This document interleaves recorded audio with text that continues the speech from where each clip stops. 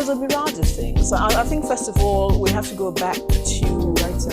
You are very well known for teaching skills. Your students speak a whole lot about you. Miss Nigeria competition. And I said, let's pick them up. Let's take them back to Nigeria and let's teach them a different kind of job.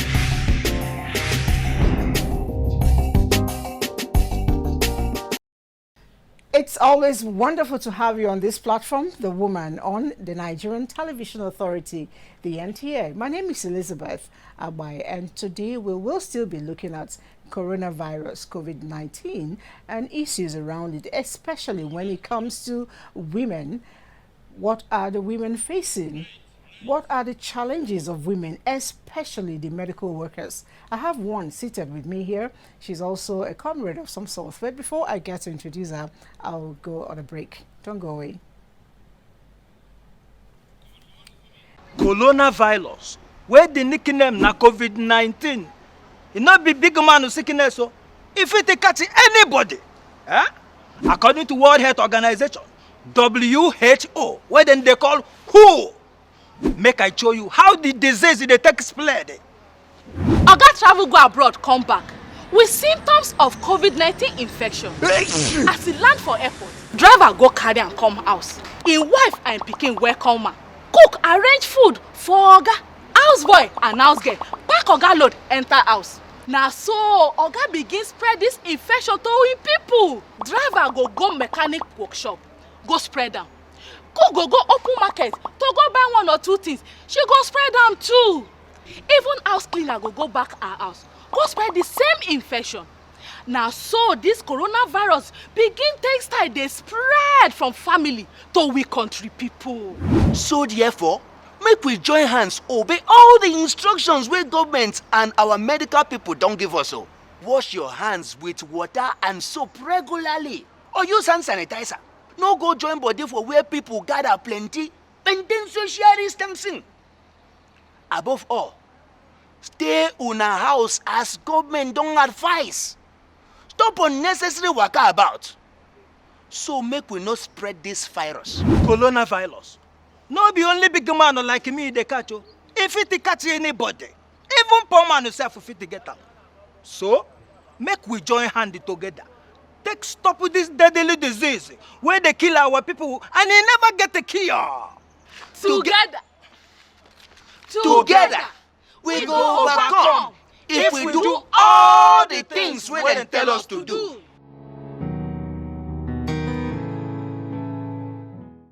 If you're just joining us, you are right on time as I usher in my guests, Comrade Jane Agabi. Comrade Jane Agabi is the chairman of a senior staff association, that's the health workers, National Hospital Chapter, right? Yes. Okay. I see you all gadged up.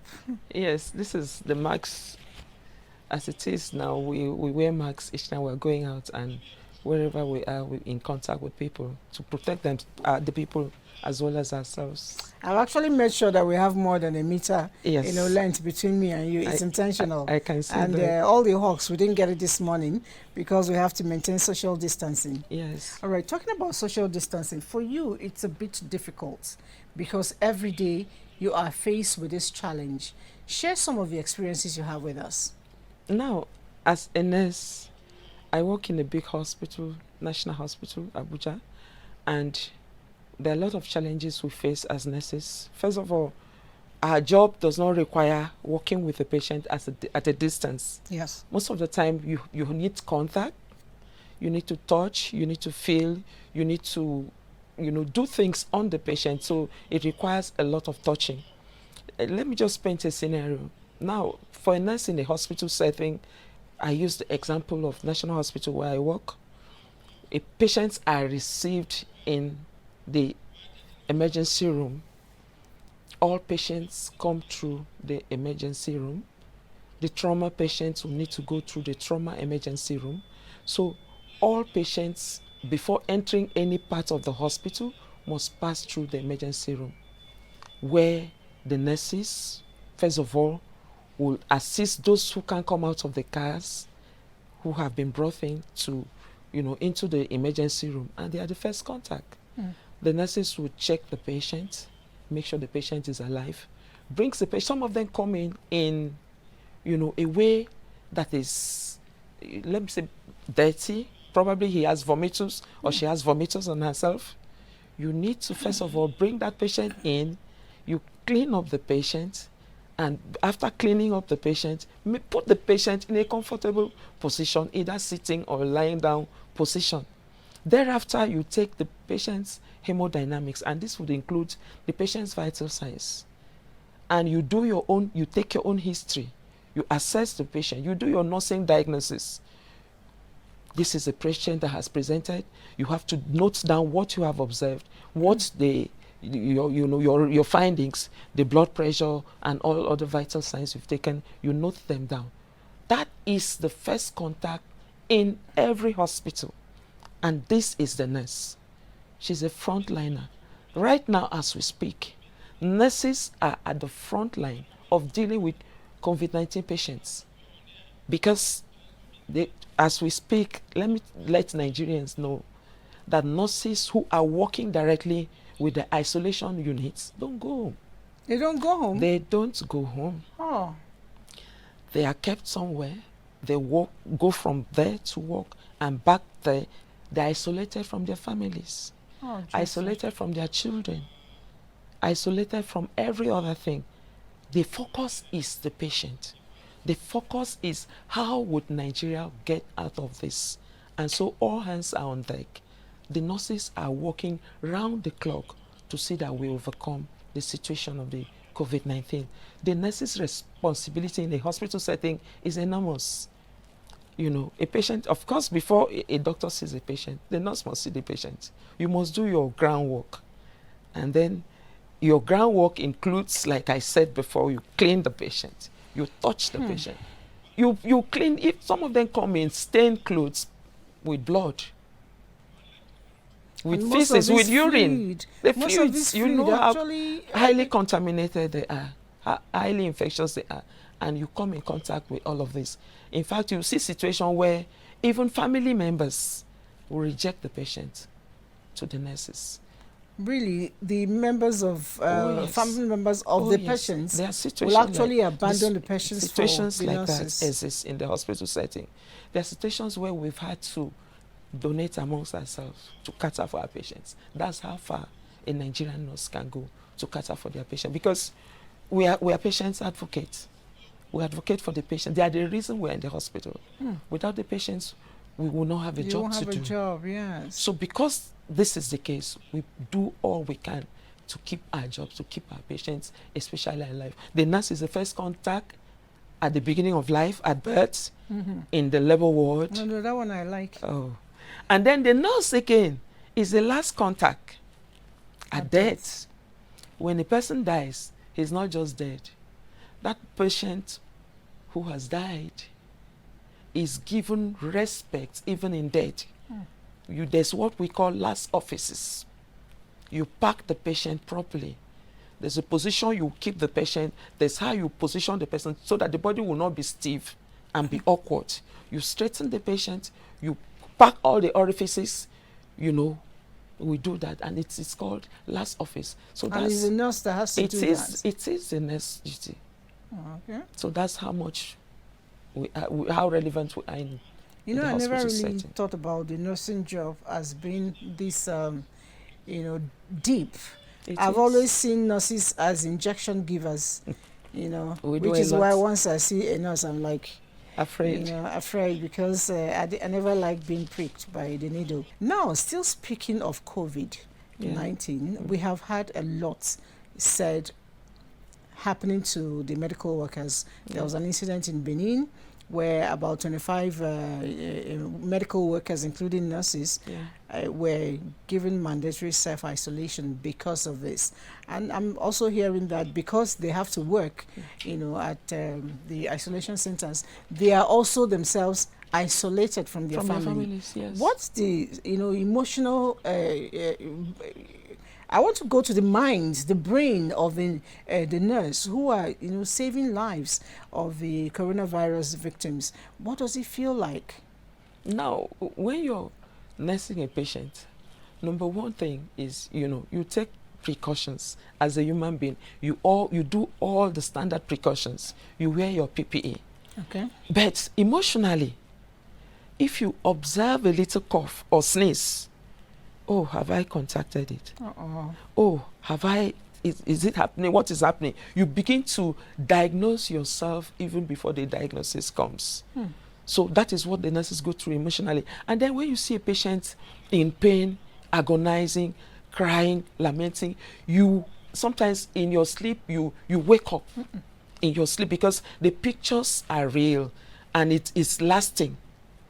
So you emotionally you're disturbed, and every sign that you have as a person, you will begin to imagine, oh, have I contacted this disease long before it comes? So that is how much it is. That is how attached. For instance, I'm an oncology specialist, an oncology nurse. We take care of cancer patients.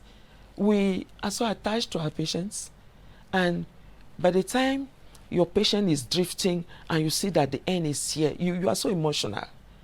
You are drained, emotionally drained, taking care of another person. That's how much a nurse gives out. All right. Now, some people have actually written to us over the weekend when we had our show. Yeah. Somebody, not just somebody, more than one person wrote in asking us, is it real? Is COVID-19 real? Is it not a story? Some other people seem to think is the city people disease. I need you to speak, maybe share some of the experiences of what you have seen in the field, so they get to understand that it's not a myth. COVID-19 is real, is here with us, and if you are in doubt, please will you visit the next isolation center next to where you are. As we speak, we have patients in Abuja. Of course, it's all over the news, so it is real. And you don't want to get there. The point where people say it's an ordinary flu, it is not ordinary flu. Ordinary flu does not choke you. You will gasp, you look for air, you cannot breathe. You are choking. At this point, the nurse will suction that patient to clear the airway for the patient to be able to breathe properly. Okay, the mucus. The mucus is occluding the airways, and so they have to. You're speaking too much grammar. My program is for the layman. When you say occluding, I need them to understand. Blocking. Okay, block the airway. The mucus will block the airway, so we need a suction machine to suck that mucus out so that this patient can breathe. And the patient is intubated. It is not a funny situation. It is not a situation where you want to find your enemy in. Therefore, COVID-19 is real. And it is here with us. We have to maintain social distancing. We have to wash our hands regularly with soap and running water. We have to use sanitizers where necessary. Okay, sanitizer. Like somebody once told me that is body cream, but he just reminded me I should use mine again. It's so scary. Now, how long, how often, what's the frequency we should use either the water or sanitizer? No. Some have said 20 times a day. Some says every 30 minutes. It could be more than 20 times, because there are times in the hospital we wash our hands. Your palms become so white. Your hands you begin to feel some roughness in your hands because you wash it so much, and it's a necessity. Wash your hands as many times as you come in contact with another patient. Even if you had just washed 5 minutes ago and you come in contact with another patient, after finishing with that patient, you wash one again, then you move to the next patient. But in an ordinary situation where maybe you went out to the market, for an ordinary woman out there, you went out of the market, you're coming back to the house. In fact, at this time, you shouldn't, the clothes you wore to the market should not enter your house. Really? You're going to stand naked outside? No, not outside. Okay. Get maybe a visitor's toilet or somewhere inside your house where you can remove all of those clothes. Go straight into the bathroom and clean up yourself before you socialize with your other members of your family. Wow. Yes. That's a tedious one. And at this time, I would like to say that the government should consider the nurses. Because time will fail us if I want to enumerate the things that the nurses do in the hospital. So, the risk is the same. Or I would say rather more with the nurses. They are more exposed. Stay longer time with your patient. You're 24/7 with your patient. Even the cleaner, It's somebody's child. And it's Because the truth is, exposing. the She cleaner will is pack. actually very She important. will pack all the soil linen. Yes. With little education that she has, she might not know how to protect herself. So I think that everybody should be paid equally. The risk is the same. That's a good one. Yeah. You know, a lot of times we neglect the angle of a cleaner No, because the the cleaners- droplets that drop on the ground. If you It's if you don't have a heart to serve, Mm. you will not agree to volunteer to go and do that cleaning at that time. There are 1,001 cleaners in the hospital. If you volunteer to be there, they should be well considered. All right, speaking of COVID now, a lot of times we are told that some people are more predisposed to it and some other people are not predisposed. Some people say if you have some health factors, risk factors. What are those risk factors? All I know is about smokers Okay. and all that. Right now, everybody that is exposed to COVID-19 stands the same risks. Now, there are people who have underlying conditions. People who are sick already, maybe probably they have diabetes, probably they have a condition of the lungs. They already had previous pneumonias and their lungs are already affected. People with hypertension and the rest, they could, and people with cancers, for instance, because their body is trying to fight the cancer cells, their immunity is somehow low because of the medications they are on as well. So these patients are more susceptible to this virus when exposed. All right. We've heard about a lot of medications flying as rumor. Yeah. Is there really a cure? I always like to ask this question. Is there really a cure? No. Is there really specifically a cure? No research have pointed out to any particular thing that has cured coronavirus, but we have patients, getting well from it. There's a line of treatment for now. There's a protocol. Okay. There's a protocol that is being used right now in Nigeria, and we see results. We're seeing results. The good thing is that we're seeing results. The good thing is that coronavirus is not a death sentence. People are coming out alive, and so, like they say, prevention is better than cure. It is better if we are able to prevent ourselves from getting it than, having such an experience. All right, thank you very much. I know that beyond COVID-19, we also have some other things that are raging us here in Nigeria, like the Lassa fever. Yes. What's it like today? Yeah, Lassa fever is here. Usually it comes during the dry season, and luckily the rains are coming, and it's not as much right now. In fact, it's been downplayed because of because of coronavirus. So we still have a few cases here and there that are being managed, and people have also, come out of it well.